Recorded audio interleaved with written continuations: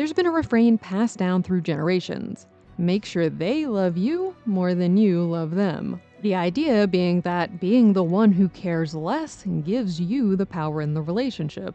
Let's unpack the most common types. Loss of identity. These are relationships where one partner feels that they've lost the ability to focus on themselves as an individual to any degree, instead always either having to focus on the couple or upholding their spouse. It carries the thread from those traditional imbalances, and in heterosexual relationships, it often continues to be the woman who feels that she's essentially being asked to give up her own life and individuality to help further her male partner's dreams. Greater outside focus. Sometimes problems arise when one party is more preoccupied with something outside of the relationship, to the point that they're willing to essentially let the relationship fall by the wayside. It could be choosing familial obligations and indebtedness over the relationship, as Vanya does in Anora, or being totally focused on work and achieving financial success. Or it can be something deeper. Fear of commitment. One person harboring a fear of going all in on a relationship can cause a very unsteady situation for both of them.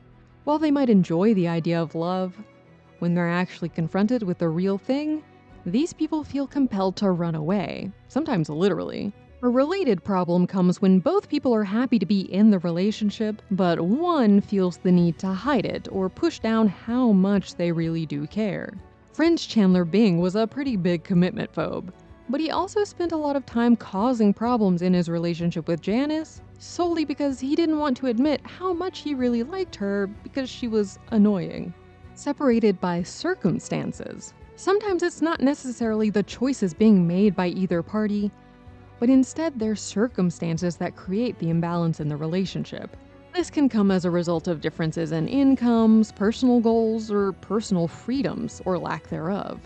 One of Hollywood's favorite variations of this is the superstar falling in love with a regular person. Only one person wants to be there.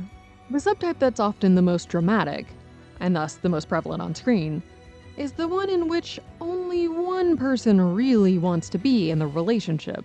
This often leads to one person attempting to push the relationship even harder to make it work, which just leads to the other person trying to get out of it faster.